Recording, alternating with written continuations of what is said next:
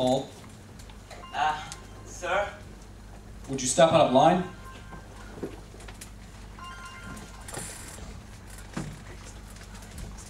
When did you start dancing, Paul? Not until very late. Why? Well, I don't know why. I just didn't. Well, what did you do? Oh. Nothing much. Oh, come on, Paul. You must have done something. How old were you when you did start dancing? 16. Well, what did you do up until the time you were 16? I mean, what was your family like? We were close. Close. Brothers, sisters? 2 sisters. One died when I was 14. How? I really don't want to talk about that. I mean, why do I have to talk about that? Look, Paul, I really like the way you dance. No, I mean it. But for one thing, if you're going to change your name, why go from a Puerto Rican name to an Italian one? Because I don't look it. People say, you don't look Puerto Rican, you don't look Puerto Rican. But I am. So you figured you looked Italian? No, I just wanted to be somebody new. That's why I came Paul San Marco. Why did you want to become someone new? Why? I'm not exactly proud of my past. Well, who is? That's what that word means, Paul. Past. That might be easy for you to say, but you didn't have Look, wait a minute. What made you start dancing? Your parents? No. What the Puerto Ricans know about theater. Now they have Channel 47, but then they didn't have anything. My father loved movies, and he'd take us all the time. He worked nights and he'd come home and take us to 42nd Street. And we'd come out of one movie and go to another and another movie. I don't know why, but I loved musicals. How old were you? 7 or 8. On 42nd Street? Yeah. It was a trip. Go on. I'd have to move down front because I couldn't see. Oh, I wear contact lenses now. I'd move down front and these strange men would come and sit beside me and play with me. I never told anyone because, well, I guess it didn't matter. Why did it matter? Why? Well... Look, Paul, if this is too rough for you, I have your picture and resume. No! Okay. From seeing all those movie musicals, I used to dance around on the street. And I'd get caught all the time. God, it was embarrassing. I was always being situaries. Always. Which I don't really understand because I always wanted to be an actor. I mean, I really wanted to perform. Once my cousin said to me, "You'll never be an actor." And I knew she was telling me this because I was such a sissy. I mean, I was terribly feminine. Well, I always knew I was gay, but that didn't bother me. What bothered me was that I didn't know how to be a boy. One day, I looked at myself in the mirror and said, "You're 14 years old and you're a faggot. What are you going to do with your life?" By that time, I was in Cardinal Hayes High School. There were 3,000 boys there. I had no protection anymore. No homeroom where I could be charming and funny with the tough guys, so they'd fight my battles for me. Like when I went to small schools. I liked school. But my grades got so bad. Even if I knew the answers to questions, I wouldn't raise my hand because I would be afraid they would laugh at me. They'd even whistle at me in the halls. It was awful. Just awful. Finally, I went down to the principal's office and said, "I'm a homosexual."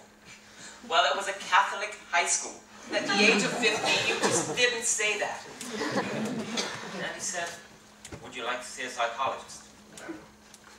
And I did. And he said, I think you're very well adjusted for your age, and I think you should quit school. So I did.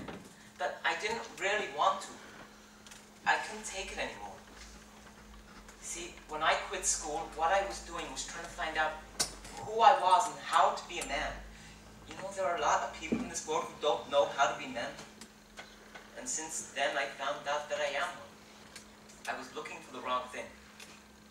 I was trying to learn how to be butch.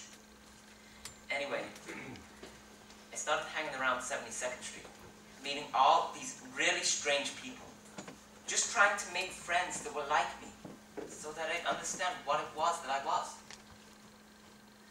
Somebody told me they were looking for male dancers for the Jewel Box Review, you know, the drag show. So I go down to audition. Now, from all those years pretending I was Sid Charisse, I had this fabulous extension. I mean, I could turn anything my first audition. And they said to me, you're too short to be a boy, would you like to be a pony? And I said, what's that? And they said, a girl. What do I have to do? Show us your legs. But I have hair on my legs. That's okay, come on upstairs. So I went, and they hiked up my dungarees, and they put in a pair of nylon stockings and high heels. It was freaky. It was incredible. And then they brought me back downstairs, and they said, oh, you have wonderful legs. I said, really? Terrific. It's so strange thinking about this. It was a whole lifetime ago. I was just past 16. Anyway, well, then there was this thing of me trying to hide it from my parents. That was something. Because I had to buy all this stuff, like shoes to rehearse in, earrings, makeup, and I would hide it all, and my mother would find it. I told her there was this girl in the show, and she didn't want her mother to know what she was doing, and I was holding this stuff for her. She believed me. Well, I was finally in show business. It was the asshole of show business, but it was a job. Nothing to brag about. I had friends. But after a while, it was so demeaning. Nobody at the Jewel Box had any dignity, and most of them were ashamed of themselves and considered themselves freaks. I don't know. I think it was the lack of dignity that got to me, so I left. Oh. I muddled around for a while. I worked as an office boy, a waiter. But without an education, you can't get a good job. So when the Jewel Box called and asked if I'd come back, I went. We were working the Apollo Theater on 125th Street, doing 4 shows a day with a movie.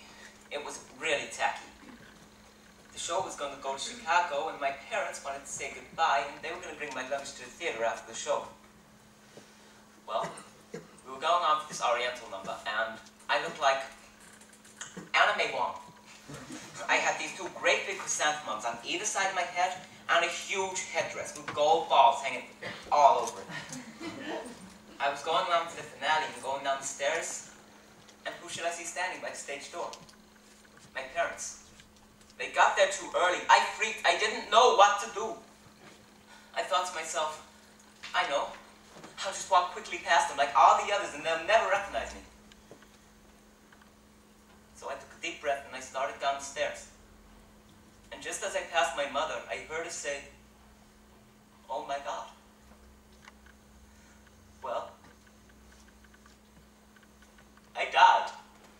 But what could I do? I had to go on for the finale, so I just kept going. After the show, I went back to my dressing room, and after I finished dressing and taking my makeup off, I went back downstairs. And there they were, standing in the middle of all these...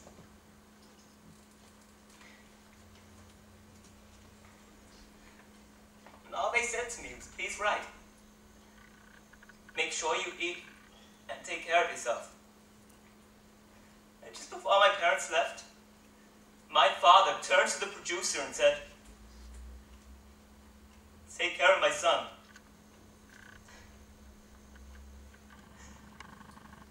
That was the first time he ever called me that. Thank you, Paul.